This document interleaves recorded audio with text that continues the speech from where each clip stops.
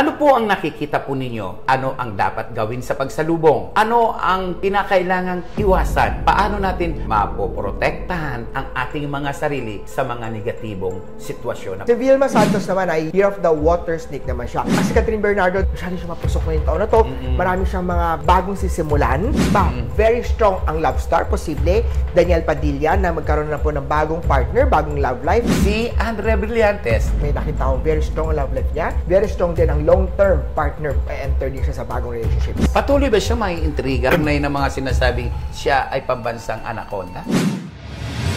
Kung kaya mong mabuhay sa tundo, kaya mo ring mabuhay saan man sa mundo. Morley Alinio. Ito ang Tundo.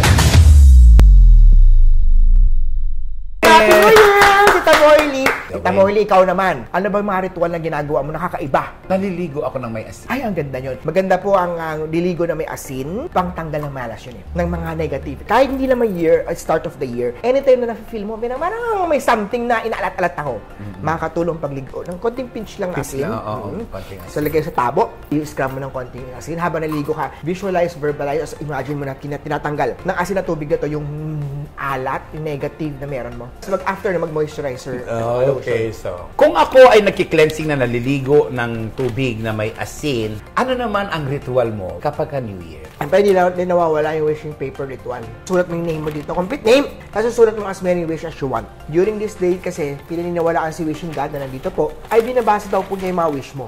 Gusto mo magka-love life, gusto mo maging milyonaryo, makabili ng bahay, magandang career, maraming pera sa bangko, ito po ay ginagawa. Mabibili po itong wishing paper na to, tindahan ni Master Hans Kua. Isa pa po dyan, bukod pa sa wishing paper ritual, bukod pa dito mo yung isa pang ritual na ginagawa ni Master Hans, ito yung money bar ritual. Ito po money bar, ilalagay po yan sa center ng ating dining table. Ito po mabibili sa tindahan ni Master Hans Kua, meron siyang red envelope, tapos lalagyan mo ng lucky charm, may wealth card, may abacus sa kakaskasin mo para maging maswerte, mystical knot para continuous flow, good luck. Ito tinatawag nating year na dog ngayon. Tapos may mga crystal ball tayo to signify 5 elements. Tapos may mga money coins tayo to signify money sa iyong 2024 year of the wooden dragon. Lalagay ito sa dining table natin sa pagsalubong sa bagong taon. At isang maliit at isang malaki ang dapat? Maliit para po sa iyo. Pwede maliit, tapos pwede malaki. Any of the two size ba pwede. O sa pang ritual naman, hindi ko naman ginagawa para sa mga hindi pa makapag-move on. Yung iniwanan. Iniwanan na hindi makapag-move on. Inaiwan ka, itigil mo na, Tita Morley, ang pag-i-stalk sa ex mo. Kung may mo tinitignan yung story mo, kung may tumingin, tinignan ba niya ang story mo? Yung makikita mo, tinitignan mo na met me ang mga post niya para makapag-move on ka, itigil mo na yon para magkaroon ka naman ng bagong love life. I-block. I-block mo na siya. Ma-block mo, gagawa ka naman ng fake account, i-stalk mo sa kabila, wala rin. So, itigil mo na para maka-move on ka dahil may bagong parating naman sa'yo. Okay. So muli po, ang mga ritual na to ay magabay patnubay lamang ni Master Hans. Kayo po rin gumagawa ng swerte niyo po dahil nasa inyong mga kamay na sa lalay ang inyong tagumpay.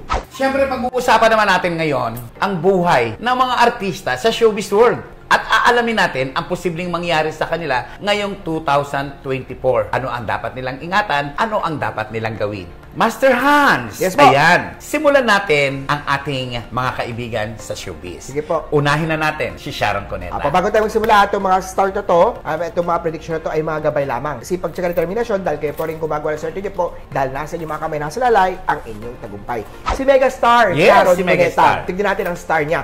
Based sa Google search ko sa birthday niya, dahil January siya, nasa year of the snake pa po siya. So, year of the wooden snake. Alam mo, ang wood element sa 2023 natin, nasa element po nandoon sa kanya ang tinatawag nating marami siyang mga connections. So, if your year of, yung element mo is year of the wood, connections po, marami kang makikilala, marami kang mga bagong connections, pwede ka pumasok sa politics, pwede ka pumasok sa show business, pwede ka ma-promote, may kinalaman pa rin sa mga networking, marami kang bagong mamimit. And ang snake naman, dapat bantayan ni Megastar or ng snake year, ang tinatawag natin mga illness star sa 2024 year of the wooden dragon. Siyempre, pag-usapan naman natin this time ang nag-iisang Vilma Santos, ang ating star for all seasons. Si Vilma Santos naman ay Year of the Water Snake naman siya. Ang Year of the Water Snake, may kinalaman siya sa kalusugan problem. Ito naman is the Water Snake. Ang water element naman na tinatawag natin this year is meron siyang money. So may money, meron siyang business na magigain,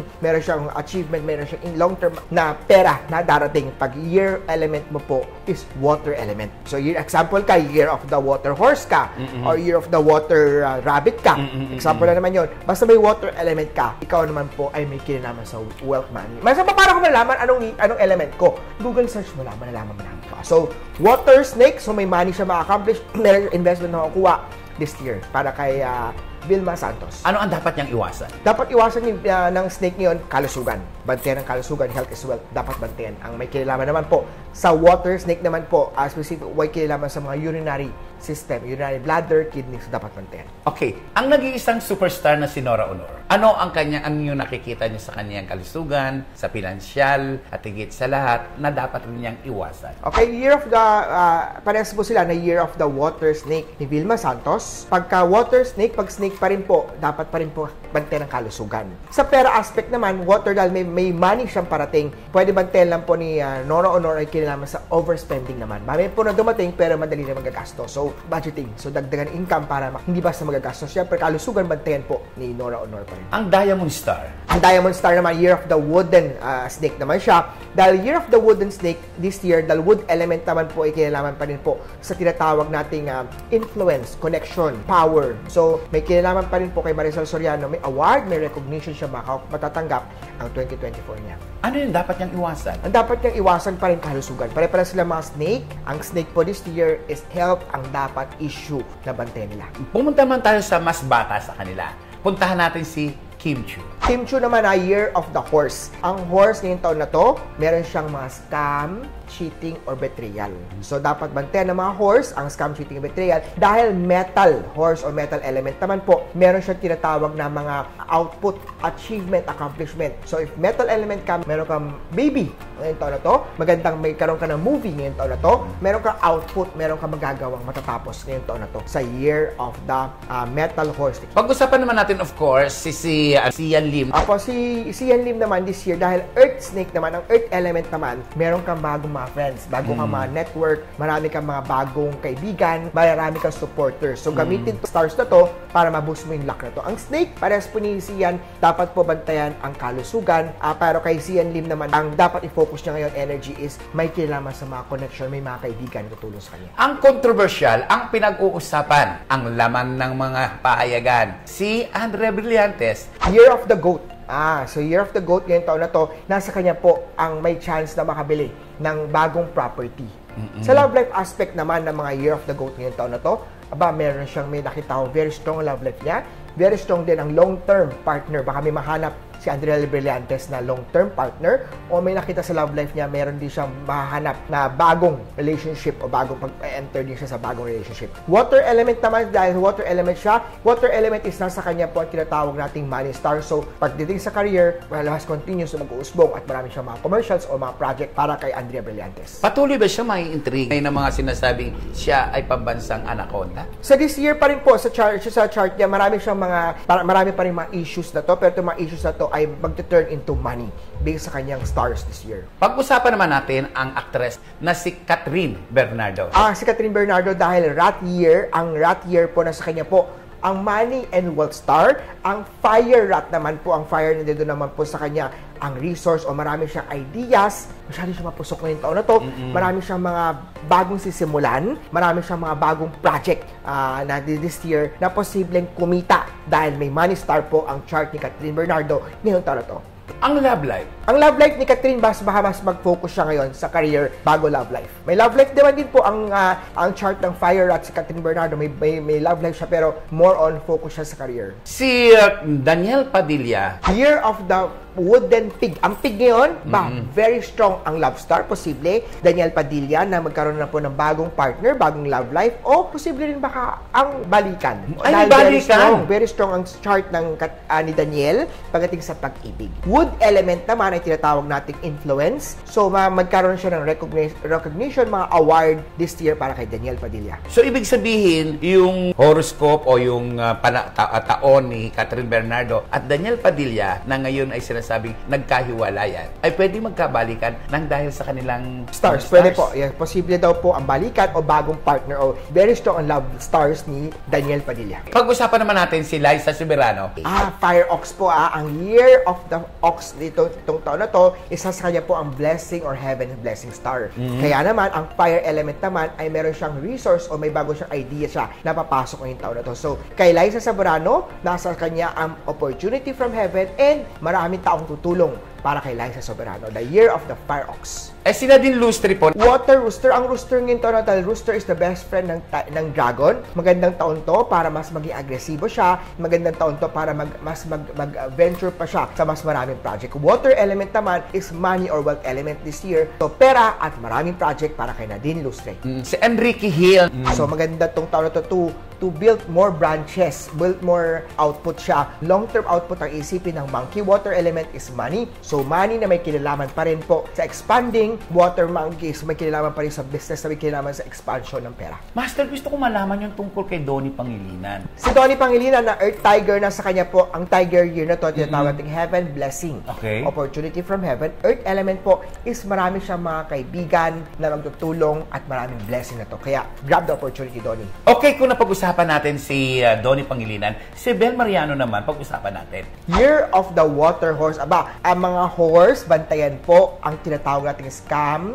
If it's too good to be true, it is not true. No? So, meron silang teleserye na Can't Buy Me Love. Oh. Napakaganda ng kanilang teleserye si Belle at saka si Donnie. Na inaabangan din ni Master Hans. Nanonood din po ako ng Can't Buy Me Love. Kaya naman this year, para kay Water Horse, Water Element is meron siyang output accomplishment. So, posible itong Can't Buy Me Love na magkaroon ng recognition, award, o baka may susunod na season pa. And Horse naman po, ingatan lang po ang too good to be true na mga project o too good to be true na mga ka-deals o project. Okay, gusto ko pag-usapan itong dalawang dragon, Year of the Dragon. Year of the Dragon si Derek Ramsey at si Ellen Adarna na isa ding dragon, alam mo, na nangangarap na magkaroon ng anak na dragon baby din. Ang ganda! Dahil dalawang dragon, mas magkakaroon sila ng swerte kung tatlong dragon ang family member sila. So this year, now year of the wooden dragon. Fire dragon si Derek, tapos si Ellen naman is earth dragon. Wood dragon naman ang taon na to. So magandang magkaroon ng wood dragon, Derek Ramsey at saka si Ellen Adarna. Pero nakakalungkot nito, Master. Nakunan si Ellen. Hopefully, gawa pa rin sila. Pursue pa rin sila dahil this year, may chances kanila magkaroon po ng year of the wooden dragon baby. Uy, ang ganda naman ito.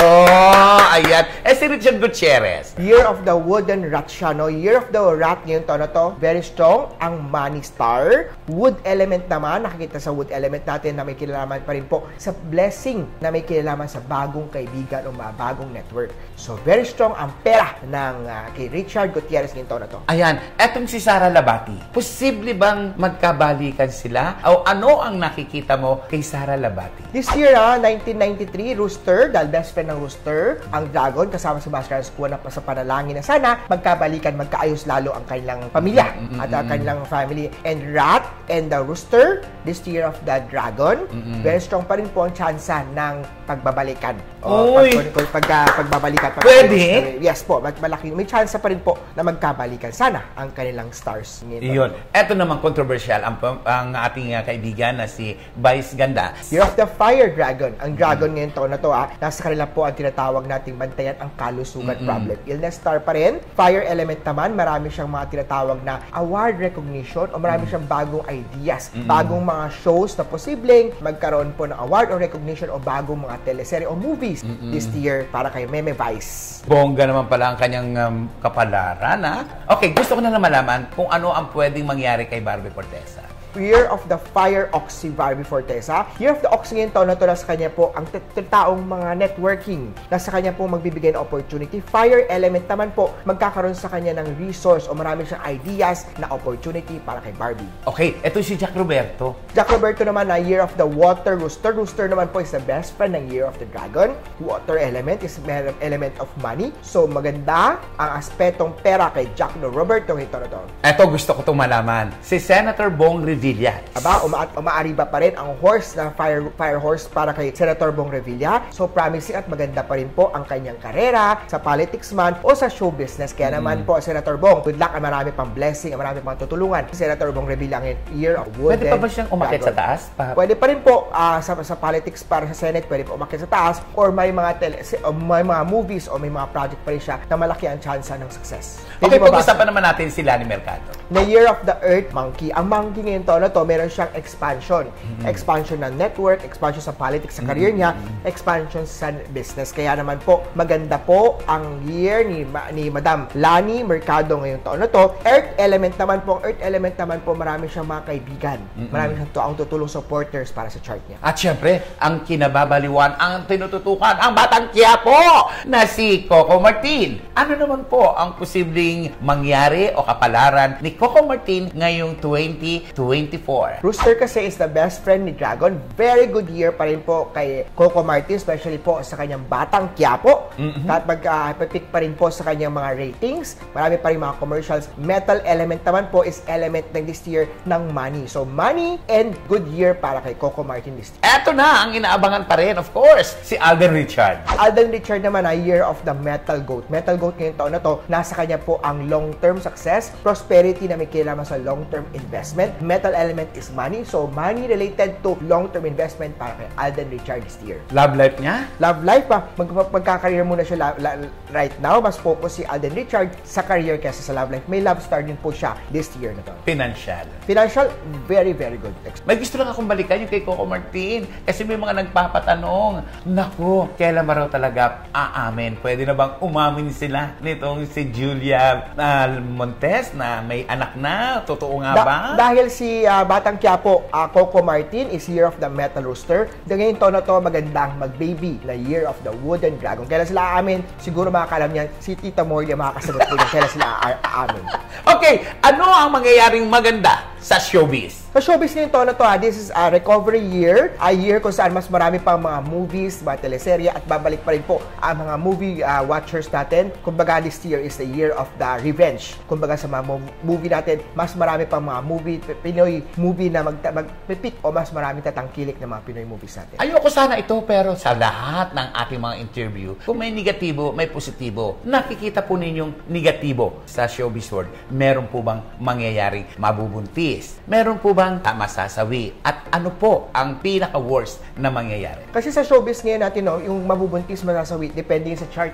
Individual chart yan, iba't ibang tao. So, kailangan natin makita individual na chart kung sino talaga. Pero overall, the energy of the show business ngayon, maganda pa rin po ang 2024. Kasi kailangan natin makita kung sino masasawi at hindi masasawi. Sino mabubuntis at hindi mabubuntis. Sino maghihiwalay. Individual chart na makikita natin doon. Okay, isang huling tanong. Marami ang nagsasabi na kapag ikaw daw ay pungsoy, ikaw daw ay nanguhula, marami kayong mga pinabibiling mga lucky charm at kung anong-anong mga anting-anting. Pasagot po ako doon sa mga sinasabi na ang panghuhula, na ang pangpupungsoy ay isang negosyo. So totoo naman, career pa rin po ang pagpo-feng shui, panghula. Ilang pinag-aral ni Master Hans Kua yan. At itong career panghula to is sa mga trabaho ni Master Hans Kua. And I believe that kailangan talaga na may exchange energy naman dito. Ano po ang masasabi ninyo na mga feng shui master, ang manghuhula ay mga dating witch? Yes po, alam niyo ba, yung manghuhula, feng shui master, sila po ay mga guide. Sila po ay nagbibigay gabay, liwanag. Sa dilim natin, ng mga tao ngayon, marami pa rin po anxiety, worried. Sa tulong pa rin ng feng shui, ng mga gabay astrology, ng tarot reader, basta bibigyan natin sila ng liwanag. Kagaya ni Master Hans Kua na araw-araw pong mapapanood sa mga horoscope for the day natin, na araw-araw nagbigay ng good vibes, nagbibigay ng inspirasyon para sa mga araw-araw na pagsubok natin sa buhay. Muli po, ako si Master Hans Kua nagsasabi, ang feng shui, hands-on tayo dapat, hands-on sa career, sa negosyo, para hands-on ang swerte natin. Wishing everyone a prosperous, happy, and healthy year of the Wooden Dragon. Tita Moily, thank you po. Thank you For having Master Hans Kua. Nag-enjoy ako. Ang ganda ng chikahan natin, ang kwentuhan natin, tawanan natin, kulitan natin, ang saya po ng moment natin na to. Sana maulit po ito at sana po marami tayong mga natulungan na inspire at nagkaroon po ng mga panimula. Ano po ba ang dapat gawin at mga dapat hindi natin gawin sa Year of the Wooden Dragon. Pero bago yan, saan ba pwedeng puntahan si Master Hans Kua? Ano nga ba ang kanyang website? Saan ba natin siya pwedeng makasama? Yes po, Tita Mori, thank you po ha. Personal niyo pong pwedeng puntahan si Master Hans Kua dito po sa aking Lucky Charm Store office ko po sa Cityland Shaw Tower, Shaw Boulevard. Tapat lang po ito ng St. Francis Church, Mandaluyong, Shaw Boulevard. Ang aking Lucky Charm Store ay bukas po, Tita Mori, Monday to Saturday, 11 na umaga hanggang 5 p.m. po. Ang aking cellphone number na sa website ko pong masterhanskua.com, 0922-829-0382 po ang cellphone number. Follow niyo po ako sa aking Facebook, Instagram, YouTube, TikTok at Twitter, Master Hans Kua. Kita-kita tayo sa aking mga social media accounts. Ingat pa rin kayo dahil marami pong gumagamit ng pangalan ng picture ni Master Hans Kua. Nagbebenta sila ng mga kung ano mga peki Lucky Charm. Do not give your private information. Hindi po yan sa akin. Personal nyo, please tayo sa tindahan ko para personal ko pong makita kayo at makapag-usap sa Cityland Shaw Tower, Shaw Boulevard, Mandaluyong City. Tita Morley, maraming salamat po. Sobrang thank you. Sobrang salamat. Grabe. For the first time ay nakaharap ko ang nag-iisang Master Hans Kua. Thank you so much. Thank you very much po, Tita Morley. Ako po, si Morley Alinio na nagsasabing kapag nabuhay ka sa tundo, Mabubuhay ka saan panig man ng mundo. you know.